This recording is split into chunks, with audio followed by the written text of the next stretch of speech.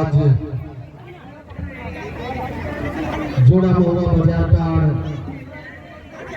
टोली सताकी राहे में आयोजित आदिवासी करम मिलन समारोह में उपस्थित हमारे दादा प्रोफेसर जगदीश लोहरा, मनसाराम लोहरा, राज्यपाल सरना प्रार्थना सभा, राष्ट्रीय परिचारिका दीदी रेणु तिर्की, रांची महानगर सरना प्रार्थना सभा के अध्यक्ष दादा चंपक गुजूर, बुंडू से दादा अकवारा और कृष्णदा, लखनदा और जितने भी अगवागण सबों को, उपस्थित सभी माता पिता भाई बहनों को करम की ढेरों शुभकामनाएं।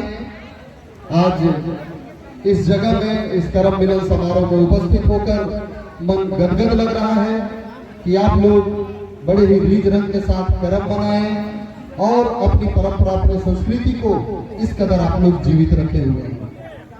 निश्चित रूप से हमारे पुरखों ने विरासत में हमें हर कुछ दिया है, इतना सारा कुछ, लेकिन आज कहीं ना कहीं हम अपनी व्यवस्था से कटने की वजह से, अपने परंपरा और अपने संस्कृति से कटने की वजह से आज हम लोग अपने आप को कमजोर मानते हैं, अपने आप को गरीब मानते हैं। लेकिन सही मायने में देखा जाए तो इस दुनिया का सबसे अमीर अगर कोई है तो वो है आदिवासी समाज। सबसे आत्मनिर्भर अगर कोई समाज है तो वो है आदिवासी समाज, क्योंकि आदिवासी समाज आज भले पैसा कौड़ी से आदमी गरीब और अमीर आंकता है, लेकिन आदिवासी समाज ही है जिसकी अपनी भाषा है, आदिवासी समाज ही है जिसकी अपनी परंपरा है, अपनी संस्कृति है, अपना गीत है, अपना नृत्य है, अपना गाजा बाजा है, अपना पहनावा ओढ़ावा है, अपना खेत बाड़ी है, अपना सरना है, अखड़ा है, मसना है, जतरा है।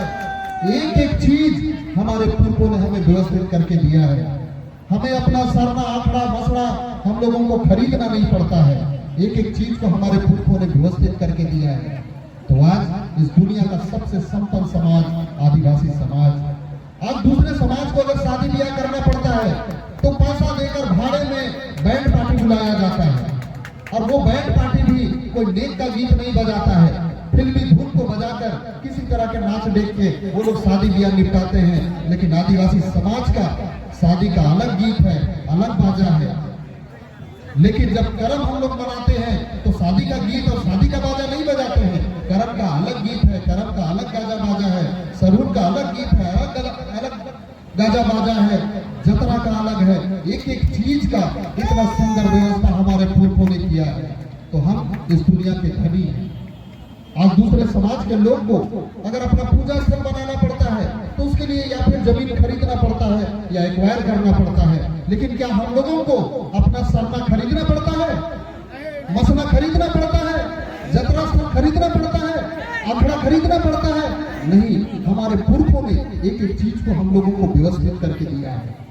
आज के समय में हम आदिवासी गरीब कैसे हो सकते हैं? हम लोग तो सरकार तक को देने का काम करते हैं। आज अगर ये सरकार भी अगर चल रही है तो ये एसएससी के लिए जमीन किसने दिया? आदिवासियों ने दिया। एयरपोर्ट के लिए जमीन किसने दिया? आदिवासियों ने दिया। आज टाटा बिरला जहां भी है, आज आदिवासी अगर जमीन नहीं देते क्या वो चल पाते? नहीं। तो जो देता है वो गरीब कैसे होगा? हम अमीर हैं, लेकिन उसके लिए हम लोगों को अपने आप को जानना होगा, समझना होगा।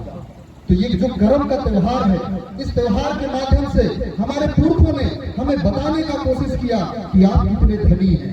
जब हम करम का त्योहार मनाते हैं तो इस करम में जो कहानी बताई जाती है, उस कहानी के माध्यम से ये सीख देने का काम किया जाता है कि हम आदिवासी हैं, हम मेहनती हैं, हमें काम तो करना है। इस दुनिया में आए हैं तो काम तो करना है, काम का कोई दूसरा विकल्प नहीं है। लेकिन केवल काम करेंगे तो उससे हम तरक्की नहीं कर पाएंगे, उससे हमारे अंदर बरकत नहीं आएगा, उससे अंदर हमारे अंदर संस्कार नहीं आएंगे। कर्म के साथ साथ धर्म करना भी उतना ही जरूरी है। अगर हम काम करके पैसा कमाते हैं और धर्म अगर नहीं करते हैं तो उस पैसे से मेरे अंदर घमंड आ सकता है, मेरे अंदर अहंकार आ सकता है, मेरे अंदर पाप आ सकता है। मेरे बाल बच्चों में गलत संस्कार जा सकता है, लेकिन कर्म करके हम धन दौलत तो कमाए, लेकिन धर्म के साथ जुड़े रहेंगे तो हमारे अंदर अच्छे विचार आएंगे, हमारे बाल बच्चों में अच्छे संस्कार आएंगे, हमारा मेहनत का कमाया हुआ पैसा को वो लोग अच्छे जगहों में लगाएंगे। कल के दिन में जब हम वृद्धावस्था को प्राप्त करेंगे, बूढ़ा बूढ़ी हो जाएंगे, उस समय मेरा हाथ पैर काम नहीं करेगा, उस समय भी मेरे बाल बच्चों में इतना अच्छा संस्कार रहेगा कि वो माँ बाप का ख्याल रखेंगे। लेकिन आज अगर हम लोग अच्छा संस्कार नहीं देंगे तो क्या बूढ़ा बूढ़ी हो जाएंगे, उस समय हमारे बाल बच्चे हमारा कदर करेंगे? वो तो बोलेंगे इनका हाथ पैर भी काम नहीं कर रहा, उनको दरकिनार कर दो। लेकिन अच्छा संस्कार रहेगा तो हम हिल डुल भी नहीं पाएंगे, लेकिन वो हमारा सेवा करेंगे। तो इस कर्म की कहानी में हमारे पुरखों ने कर्मा धर्मा का कहानी बताते हुए यही सीख दिया कि कर्म करना जरूरी है, लेकिन उसके साथ साथ धर्म करना भी उतना ही जरूरी है। और इसीलिए हम लोग का पुरखा लोग कितनों मेहनत करते थे, दिन रात मेहनत करते थे, लेकिन उसके बाद भी सप्ताह का एक दिन बिफे का दिन हम लोग का पुरखा लोग हर कोई नहीं करता था। बिफे का दिन हम लोग का पुरखा लोग बेटी विदा नहीं करता था। मतलब बाकी दिन हम जितना भी मेहनत कर ले, लेकिन एक दिन अपना धर्म अपना समाज के लिए हम लोग देंगे, क्योंकि वही धर्म वही समाज मेरा आधार है, मेरा खूंटा है। समाज जहां फंस जाएगा तो हम कितना मेहनत कर ले हम कभी आगे नहीं बढ़ पाएंगे। तो हम लोग का पुरखा लोग बिफे का दिन किसी भी हाल में एक जगह बैठते थे, कोई बहाना ना करे कि हमको हार कोड़ी करना है, इसलिए वो लोग नियम ही बना दिए कि बिफे का दिन किसी भी हाल में खेती बाड़ी नहीं करते हुए एक जगह आपको बैठना है। कोई ये ना बोले कि मेरे घर में शादी किया है, वो लोग नियम ही बना दिए कि बिफे को आप बेटी विदा नहीं कर सकते हैं। मतलब किसी भी हाल में एक जगह बैठना है, अपना धर्म समाज को जानना है और अपने बाल बच्चों तक पहुंचाना है। तो आज इतना बड़ा परंपरा, इतना संस्कृति, इतना सुंदर सुंदर गीत हम अपने बाल बच्चों तक कैसे पहुंचाएंगे? केवल साल में एक बार कर्म बनाएंगे तो क्या इन चीजों को बचा पाएंगे? नहीं बचा पाएंगे। उसके लिए बिफे का दिन जब हम लोग का पुरखा लोग चुना है कि उस दिन हार कोड़ी नहीं करेंगे, बेटी विदा नहीं करेंगे, उस दिन धर्म और समाज के लिए हम लोग समय देंगे।